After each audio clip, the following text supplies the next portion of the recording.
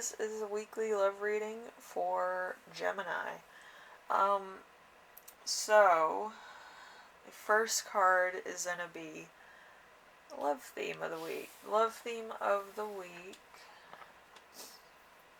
Well, hold on. I do have spiritual as fuck cards, so let's do those. We have being weird as fuck is better than being boring as hell. We have call bullshit on your own bullshit. And we also have you are not your situation. So that's always fun to see right before Christmas. But anyway, number one, like I was saying, we have love theme. Love theme is gonna be the Queen of Swords. The Queen of Swords is an evil person who cannot perceive ways other than their own, or vengeance and malice and bigotry. So there's somebody here who kind of has either it out for you, it could be a rival of love, or maybe it is your partner.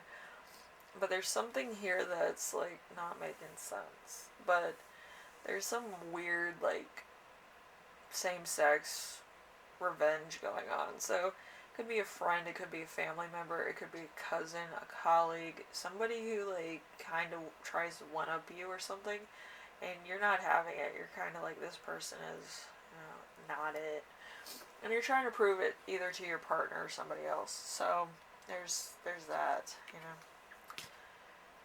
Anyway, number 2, we have Love Challenge, which is going to be the Devil in Reverse. The Devil in Reverse is freedom, bailing up out of a bad situation, receiving help, overcoming obstacles, spiritual understanding, beginning on a new path to enlightenment. So that could be a bit of a challenge, because I believe that you are stuck in a pattern or in your own ways, or in a conflict that is all your own. I feel like this other person, the opposing side, is kind of like doing their own thing, and you're just watching them do it. It's kind of weird. I know my next door neighbor is a Gemini. Everything I do is like he's watching me. But I feel like this is kind of that energy where you're just sitting in your car watching like your neighbors or your adversaries or somebody who's not you. So there's that strange watch energy. So let's see. Number 3, we have your lesson in this situation. We have the Tower. The Tower is rapid change, failure of events to go as expected with a negative implication. Good friends turn bad, loss of money, security or love, setbacks, disasters, insanity, disruption, the end of a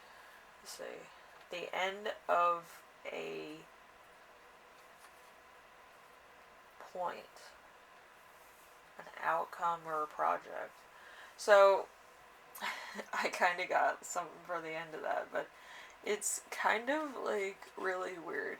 And I don't think it's the end of a situation. It could be very much the beginning of a situation or a stop to feeling bad about yourself. It could be that as well. So it's kind of like it depends on how you feel about the situation and if you can take any more of this, or you just feel bad about continuing. It could be a lot of things, or you just want to tap out.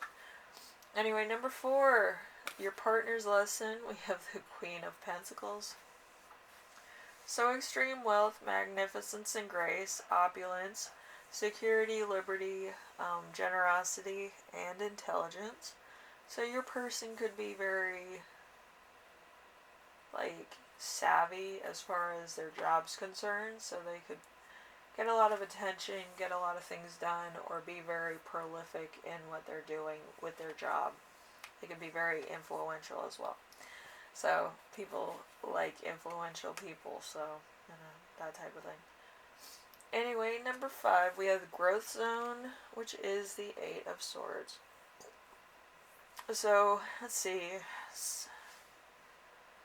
censorship, bad news, temporary bondage, a person dominated by another person or by a situation, making one's own prison. You also have sickness, conflict, or a severe disaster.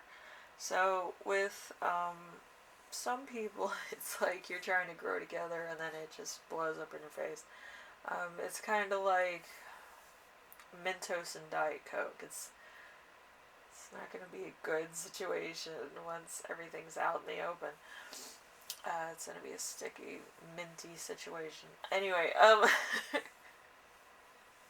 I've been watching a lot of those Mentos and soda um, experiments, and they add like extra stuff to it, which they don't tell you what it is. But yeah, that's kind of what I feel like your relationship looks like. Every time you try to talk about the issues at hand. So, it might be time to move on. Anyway, number 6, we have sex and romance. We have the High Priestess. The High Priestess in reverse is belief in one's own correctness, lack of understanding, selfishness, and poor judgment or decision. So, with sex and romance, I feel like there is no sex at all.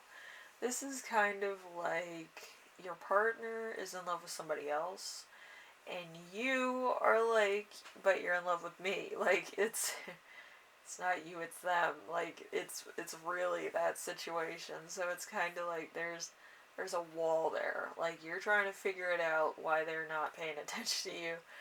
They are in love with somebody else, okay? And you can't do anything about it because you're not that person. They have to either fly or fall by the hand of that other person. You can't intervene in that. If they fail at their, intended situation, then that's on them. It's not on you at all, and you're trying to make it about you, which is kind of selfish, actually. So if they want that other person, you're going to have to deal with that as well. But I feel like you're kind of making a situation worse than it needs to be.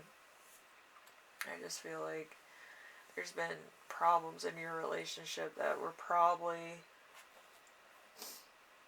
making it into a very questionable situation as it was, or as it standed. So it's it's not you, it's them, and probably a lack of compatibility in some of your birth charts being combined together. So anyway, your first channeled message is arguments in the family unit, taking somebody out of their comfort zone. So you could be taking somebody out of their comfort zone, which honestly, I wouldn't do that because it always backfires on the person that does that. Because that person that you took out of their comfort zone isn't going to feel okay, alright? I would rather have somebody be 100% like, this is the day I'm going to do something, rather than somebody forced me to do this, and then they don't feel good about the outcome or the withstanding of the proceedings or anything like that, or being outside. Like, some people don't want to be outside. I've actually known a couple people that they have only been outside for like a few minutes a day. They don't really stay outside for longer than 5 minutes if they can handle it, So there's that. Especially with the pandemic, it was the "I told you so" scenario. But anyway, Gemini, hopefully this helps you out in some way, shape, or form. And if you would like to, I did write down a journal prompt. That's probably very odd if you scroll down, but it's for people that needed something to write about. This could be a spiritual journal, or it could be a return journal. A return journal is kind of a subject journal that actually allows you to talk about deeper issues than you would usually talk about with a therapist, because therapists don't really, hit the nail on the head all the time. But with certain writing prompts, it actually makes you think about different scenarios or different takes on your lifestyle and what you actually value and what you kind of perceive as strange or a little bit aggravating and stuff, and kind of get it out of your mind, so you're fresh and you can accomplish more. So it's a fun little exercise. I do it with my journal too. So I have too many things to write about sometimes, so I can't do all my prompts that I want to do, but it is what it is. So if you want to participate, I will be putting the journal prompts at the end of every weekly reading. So that's the weekly normal readings as well as the love readings. So you can look for those in each one of the weekly readings from now on until the end of 2022. Because I figure it would help a lot of people. Some people don't know what to write about and they kind of have trouble actually deciphering. So it's kind of like a guided writing prompt per week, 2 per week. So you can sort out like what you're gonna write about or what you want to write about. Some of the prompts are total, you're gonna scrap them, and some of them you might actually want to think about. So it could do some good, and actually sort out everything else with having something else to do instead of dealing with constant other things. This is just kind of like a depressive write about, where you take out negative emotions or emotions that might not be what you want them to be. It's kind of like a comfort zone type thing. When people write, it's usually to get something off their mind so they don't have to think about it or deal with it. But other people actually use it to write heartfelt speeches or letters to themselves, so that they can give themselves pep talks when they need to. Anyway, hopefully this helps you out in some way, shape, or form, and I will see you in the next reading. So if you want to do the writing prompt, it's too much of blank or too much blank. So, that should be a fun one for everybody. It probably will make you come up with better lists than you've ever dealt worthy. I've used that prompt so many times just to get stuff off my mind so that I can put them into actual things I want to do. So, anyway, Gemini, I will see you later. Alright, later.